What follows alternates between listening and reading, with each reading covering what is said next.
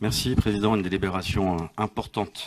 Comme vous le savez, depuis la saison 2014-2015, le GF38 et le FCG Rugby évoluent tous deux au sein du Stade des Alpes, un stade métropolitain qui a été reconnu comme un équipement d'intérêt métropolitain et qui est devenu l'un des plus utilisés à l'échelle nationale. Cette cohabitation pour le moins originale, voire unique en France en tout cas à ce niveau-là, est rendue possible par les efforts consentis par les deux clubs ainsi que par la métropole, notamment à travers des investissements importants qu'elle a réalisés dans le cadre de la programmation pluriannuelle d'investissement, afin que cette enceinte réponde pleinement aux exigences des fédérations nationales et internationales, ainsi que des ligues professionnelles de football et de rugby. Comme vous le savez, le contrat de DSP arrive à son terme au 31 octobre 2020. Et donc, afin de projeter un nouveau modèle de gestion de l'équipement, un groupe de travail dédié qui a associé l'ensemble des groupes politiques de la métropole et que j'ai présidé a été mis en place depuis plusieurs mois. Et la réflexion de ce groupe de travail a bien sûr été alimentée par un assistant à maîtrise d'ouvrage.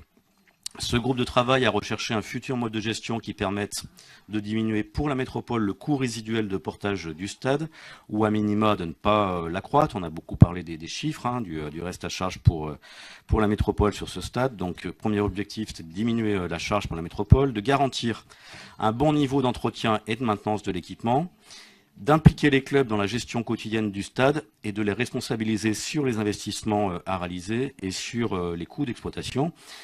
Et de leur donner les moyens également de pouvoir augmenter leur chiffre d'affaires, notamment hors compétition sportive.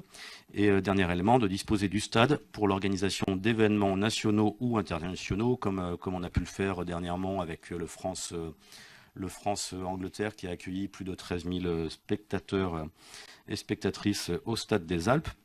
Cette démarche a permis à la métropole, on en a parlé lors du dernier conseil du 27 septembre, un certain nombre d'orientations, comme le fait de ne pas relancer la délégation de service public et de prioriser deux scénarios de gestion. Tout d'abord, et prioritairement, la convention d'occupation domaniale avec exploitation en interclub par la création d'une société dédiée. Et qui conclurait avec la métropole une convention d'occupation du domaine public à titre exclusif.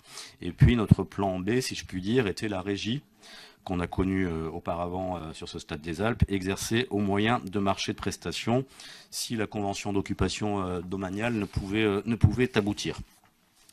Par suite, et en association avec le groupe de travail dédié, un protocole a été élaboré avec les deux clubs, amené à gérer potentiellement l'équipement, dans le cadre, comme je l'ai dit, d'une structure interclub. Ce protocole a aussi été largement présenté aux membres du groupe de travail qui rassemble encore une fois tous les groupes politiques. Ce protocole, qu'est-ce qu'il vise? Il vise à définir le cadre de la future convention d'occupation temporaire à titre onéreux, à intervenir d'ici au 1er novembre 2020 pour une durée de 10 ans entre la métropole et la structure interclub constituée à cet effet par la SASP GF38 et la SASP FCG Rugby. Et il précise bien sûr par ailleurs les conditions au travers desquelles l'équipement pourra être exploité par cette structure. En termes d'activités, seront priorisées les compétitions sportives impliquant les deux clubs, pour ce qui concerne leurs championnats nationaux respectifs, ainsi que d'autres matchs nationaux ou internationaux pour l'accueil desquels la métropole ou l'un des clubs se serait porté candidat. Le modèle de gestion proposé, même s'il confiera l'enceinte du Stade des Alpes 365 jours par an à cette structure interclub, ne privera pas à la métropole de sa capacité à organiser des événements, qu'ils soient sportifs ou autres, au sein du Stade des Alpes.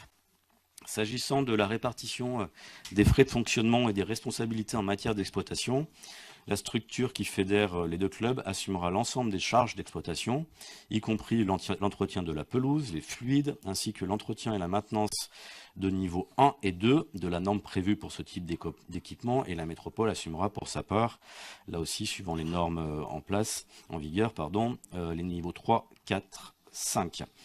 Pour ce qui concerne les investissements, la métropole et les clubs ont convenu de la nécessité d'investir dans des restructurations ou de nouveaux ouvrages pour assurer la compétitivité de l'équipement et son adaptation à l'évolution des réglementations et usages. Et donc la participation de la métropole à ces investissements viendra s'ajouter à ceux relatifs à ses obligations légales et aux enjeux de pérennité du bâti qu'elle porte en tant que propriétaire de l'équipement dans le cadre de la PPI préexistante. On avait 3 millions d'euros sur 5 ans, on passe à 6 millions d'euros sur 10 ans, donc c'est exactement la même chose. Par contre, au-delà de cette programmation pluriannuelle, au-delà de cette PPI, les marges de manœuvre financières dégagées par le nouveau modèle de gestion avec la structure interclub vont permettre à la métropole de définir avec les clubs une programmation pluriannuelle d'investissement complémentaire, dite cette fois-ci de développement, d'environ 15 millions d'euros sur 10 ans, dont 2 millions d'euros TTC seront couverts par le club, donc par le FCG et le GF38 qui vont injecter aussi 2 millions d'euros pour investir.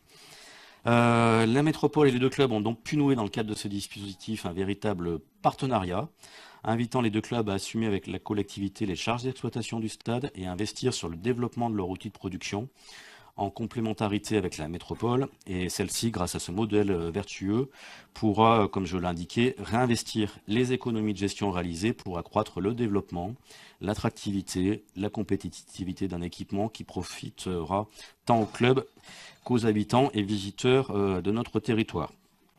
La structure interclub devra bien sûr par ailleurs s'acquitter conformément au cadre légal d'une redevance d'occupation domaniale composée d'une part fixe liée à la valeur locative de l'équipement et d'une part variable qui sera liée, elle, aux bénéfices tirés de l'usage du domaine public permettant un intéressement de la métropole sur l'ensemble des recettes générées au sein de l'équipement. Cette démarche conduite par la métropole de Grenoble fera du Stade des Alpes un cas unique en France. Ça confirme le caractère pionnier de cette métropole. Après avoir un stade où cohabitent deux disciplines différentes, on va avoir un stade géré par deux disciplines de clubs avec des disciplines différentes. Un cas unique en France, d'une part au regard du niveau de fréquentation du stade, le plus élevé au plan national, s'agissant du nombre de matchs, et donc d'autre part, comme je viens de le dire, au regard de son nouveau mode de gestion. En conclusion, je voulais revenir sur deux critiques qui étaient régulièrement faites au Stade des Alpes. C'était celle d'être une coquille vide. Et je crois qu'aujourd'hui, ce terme est vraiment désuet parce qu'on est le stade qui accueille le plus de compétitions sportives en France, avec quasiment un match par semaine en dehors de la période estivale et en dehors des matchs internationaux que nous avons le plaisir d'accueillir. C'est le deuxième site le plus visité après le domaine de Visil, avec plus de 500 000 entrées par an, et juste devant Pôle Sud, qui frôle les 450 000 entrées par an. Donc on voit bien l'impact de ces deux équipements métropolitains. Et la deuxième critique qui était adressée à ce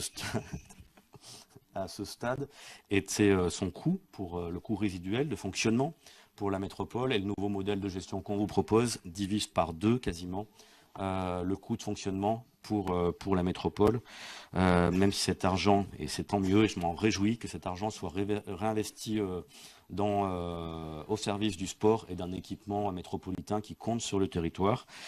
C'est un arbitrage qui n'était pas forcément évident, et en tant que VP au sport, je me réjouis que cet argent reste au sport. Vous avez vu que sur le golf, on fait une économie de 150 000 euros qui là seront remis au budget général. Mais pour le Stade des Alpes, c'est les économies de fonctionnement qui nous permettront d'investir et donc de réaliser à terme, c'est un cercle vertueux, d'autres économies de fonctionnement. Donc il vous est approuvé, mesdames et messieurs, il vous est proposé, d'approuver le protocole, les modalités, les termes du protocole entre la SASPG F38, la CSP FCG Rugby et notre collectivité, et d'autoriser bien sûr le président à signer ce protocole. Voilà, monsieur le président.